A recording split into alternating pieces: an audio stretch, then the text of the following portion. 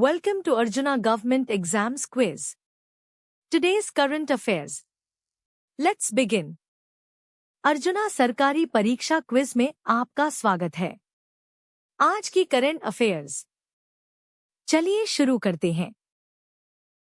Question 1. Recently, the Kerala High Court sought reports on the feasibility of substituting a patented cancer drug with a cheaper alternative. Which of the following bodies is primarily responsible for granting patents for pharmaceutical products in India? हाल ही में केरल उच्च न्यायालय ने एक patented cancer दवा को सस्ते विकल्प से बदलने की व्यवहार्यता पर रिपोर्ट मांगी। भारत में फार्मास्यूटिकल उत्पादों के लिए पेटेंट प्रदान करने के लिए निम्नलिखित में से कौन सा निकाय मुख्य रूप से जिम्मेदार है?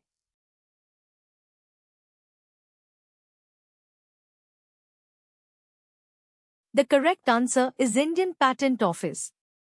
The Indian Patent Office is the official body responsible for granting patents in India, including for pharmaceutical products. सही उत्तर है भारतीय पेटेंट कार्यालय। भारतीय पेटेंट कार्यालय भारत में फार्मास्यूटिकल उत्पादों सहित पेटेंट प्रदान करने के लिए जिम्मेदार आधिकारिक निकाय है। Question 2. Following recent news on efforts to curb drug abuse, including setting up anti-drug committees, which of the following substances is a synthetic stimulant known for its high potential for abuse and often seized in drug busts?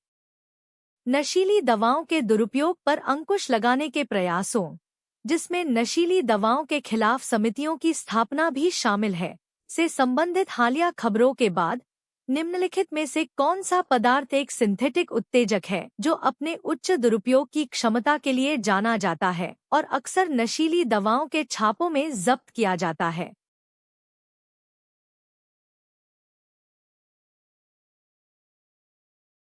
The correct answer is MDMA, ecstasy. MDMA, ecstasy, is a synthetic drug known for its stimulant and hallucinogenic properties, frequently seized in drug busts due to its high abuse potential. सही उत्तर है MDMA, ecstasy. MDMA, ecstasy, एक synthetic दवा है जो अपने उत्तेजक और मतिभ्रम गुणों के लिए जानी जाती है और उच्च दुरुपयोग क्षमता के कारण अक्सर नशीली दवाओं के छापों में जब्त की जाती है। Question 3. Which of the following is the most common histological type of breast cancer? स्तन कैंसर का सबसे आम हिस्टोलॉजिकल प्रकार निम्नलिखित में से कौन सा है?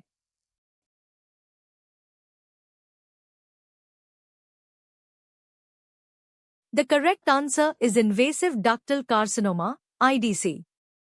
Invasive ductal carcinoma, IDC, also known as invasive carcinoma of no special type, accounts for 70 to 80% of all invasive breast cancers. सही उत्तर है invasive ductal carcinoma, IDC. Invasive ductal carcinoma, IDC, जिसे विशेष प्रकार का इन्वेसिव कार्सिनोमा भी कहा जाता है, सभी इन्वेसिव स्तन कैंसर का 70 से 80% होता है। Question 4. Which of the following is a modifiable risk factor for breast cancer? स्तन कैंसर के लिए निम्नलिखित में से कौन सा एक परिवर्तनीय जोखिम कारक है?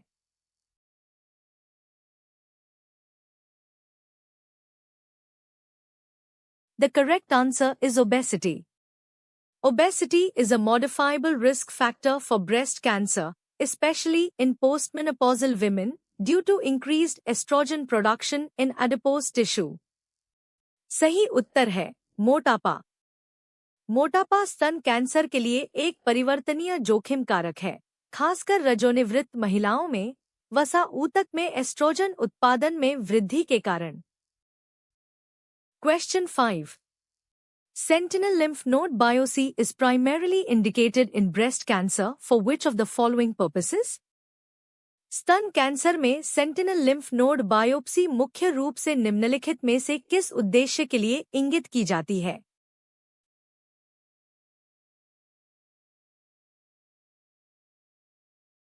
The correct answer is to determine if cancer has spread to the regional lymph nodes. Sentinel lymph node biopsy is performed to identify if cancer cells have spread from the primary tumor to the first few lymph nodes, sentinel nodes, in the axilla. सही उत्तर है यह निर्धारित करने के लिए कि क्या cancer क्षेत्रीय लिम्फ नोड्स में फैल गया है।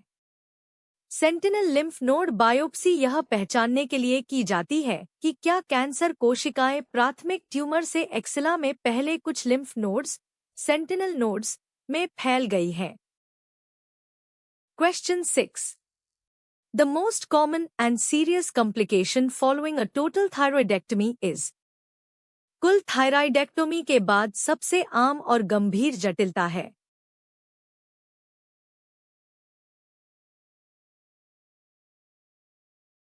The correct answer is hypocalcemia.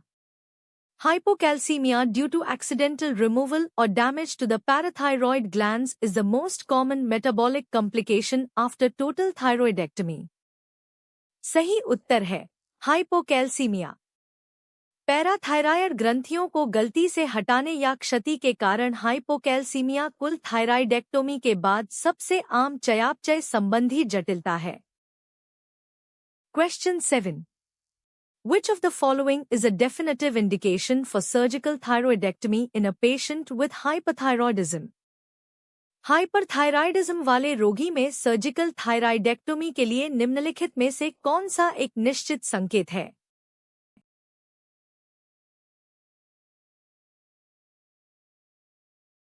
The correct answer is toxic multinodular goiter causing compressive symptoms. Surgical thyroidectomy is often indicated for toxic multinodular goiter, especially when it causes significant compressive symptoms like dysphagia or dyspnea, or for large goiters. सही उत्तर है संपीड़न के लक्षण पैदा करने वाला toxic मल्टीनोड्यूलर goitre. Surgical थायराइडेक्टोमी अक्सर toxic मल्टीनोड्यूलर goitre लिए इंगित की जाती है, खासकर जब यह निगलने में कठिनाई या सांस लेने में तकलीफ जैसे महत्वपूर्ण संपीड़न के लक्षण पैदा करता है या बड़े गॉइटर के लिए। Question 8. Papillary thyroid carcinoma is characterized by its common spread via which route? Papillary thyroid carcinoma किस मार्ग से अपने सामान्य प्रसार की विशेषता है?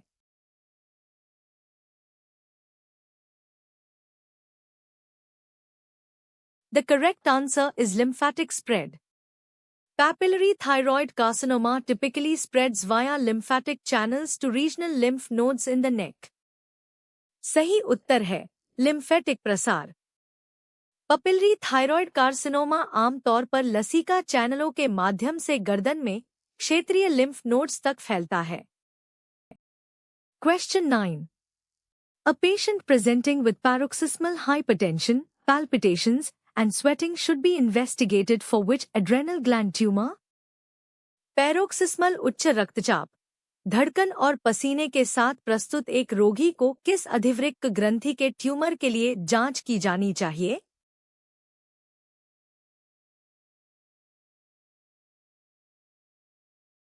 The correct answer is pheochromocytoma. Pheochromocytoma is a tumor of the adrenal medulla that secretes catecholamines, leading to the classic triad of paroxysmal hypertension, palpitations, and sweating. सही उत्तर है फियोक्रोमोसाइटोमा। फियोक्रोमोसाइटोमा अधिवृक्क मज्जा का एक ट्यूमर है जो कैटेकोलामाइन का स्राव करता है, जिससे पैरोक्सिस्मल उच्च रक्तचाप, धड़कन और पसीने का क्लासिक त्रय होता है। Question 10. The most critical aspect of preoperative management for a patient undergoing adrenalectomy for pheochromocytoma is? Pheochromocytoma के लिए एड्रेनलेक्टोमी से गुजरने वाले रोगी के लिए पूर्वोपरेटिव प्रबंधन का सबसे महत्वपूर्ण पहलू है।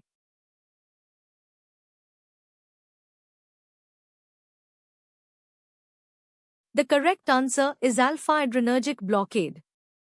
Alpha-adrenergic blockade, example phenoxybenzamine, is crucial preoperatively for pheochromocytoma to control hypertension and prevent a hypertensive crisis during surgery. सही उत्तर है alpha-adrenergic blockade.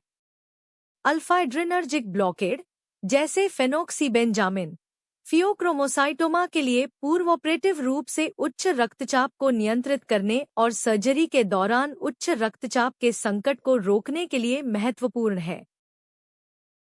Question 11. The most common cause of endogenous Cushing's syndrome is? अंतर्जात Cushing syndrome का सबसे आम कारण है।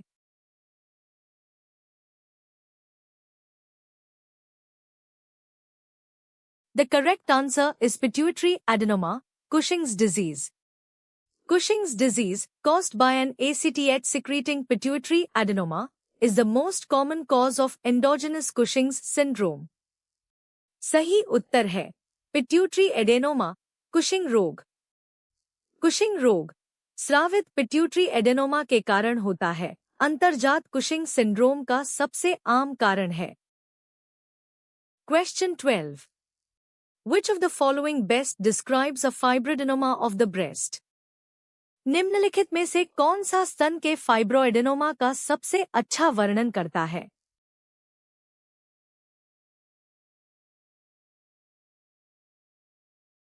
The correct answer is a benign, firm, rubbery, mobile lump common in young women. Fibroadenomas are benign breast tumors, typically presenting as firm, rubbery, well circumscribed, and mobile lumps, most commonly found in young women. सही उत्तर है एक सौम्य, दृढ़, rubber जैसी, गतिशील गांठ जो युवा महिलाओं में आम है। फाइब्रोएडेनोमा सौम्य स्तन ट्यूमर होते हैं, जो आम तौर पर दृढ़, रबर जैसी, सुस्पष्ट और गतिशील गांठों के रूप में प्रस्तुत होते हैं, जो ज्यादातर युवा महिलाओं में पाए जाते हैं। Question 13. What is the clinical significance of HER2 status in breast cancer management? स्तन कैंसर प्रबंधन में HER2 स्थिति का नैदानिक महत्व क्या है?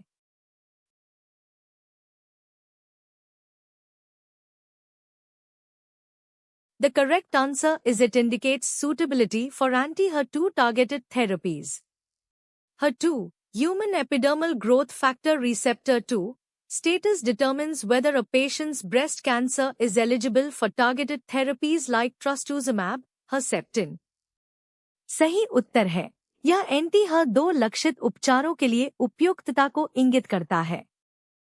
HER2, human epidermal growth factor receptor 2, स्थिति यह निर्धारित करती है कि क्या रोगी का स्तन कैंसर ट्रास्टुजुमाब, हरसेप्टिन जैसे लक्षित उपचारों के लिए योग्य है।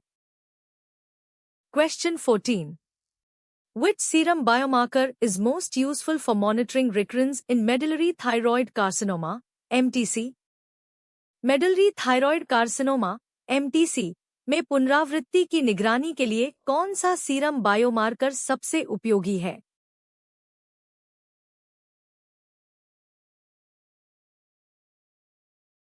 The correct answer is calcitonin. Medullary thyroid carcinoma originates from parafollicular C-cells, which produce calcitonin, making serum calcitonin an excellent tumor marker for diagnosis and monitoring recurrence. सही उत्तर है calcitonin. Medullary thyroid carcinoma parafollicular C कोशिकाओं से उत्पन्न होता है, जो calcitonin का उत्पादन करती हैं, जिससे सीरम कैल्सीटोनिन निदान और पुनरावृत्ति की निगरानी के लिए एक उत्कृष्ट ट्यूमर मार्कर बन जाता है। Question 15. Unilateral adrenalectomy is the definitive treatment for which of the following adrenal conditions causing primary hyperaldosteronism? प्राथमिक हाइपरएल्डोस्टेरोनिज्म पैदा करने वाली निम्नलिखित में से किस अधिवृक्क स्थिति के लिए एक तरफा एड्रेनलेक्टोमी निश्चित उपचार है?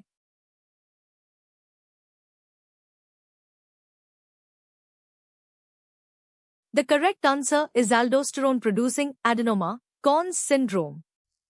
For primary hyperaldosteronism caused by a unilateral aldosterone-producing adenoma, Conn's syndrome, unilateral adrenalectomy is the definitive cure. Bilateral adrenal hyperplasia is usually managed medically. सही उत्तर है एल्डोस्टेरोन उत्पादक एडेनोमा, कॉन सिंड्रोम। एक तरफा एल्डोस्टेरोन उत्पादक एडेनोमा, कॉन सिंड्रोम के कारण होने वाले प्राथमिक हाइपरएल्डोस्टेरोनिज्म के लिए एक तरफा एड्रेनलेक्टोमी निश्चित इलाज है। द्विपक्षीय अधिवृक्क हाइपरप्लासिया का आमतौर पर चिकित्सकीय रूप से प्रबंधन किया जाता है। Thanks for watching. Subscribe to Arjuna government exams quiz for a new quiz every day. देखने के लिए धन्यवाद।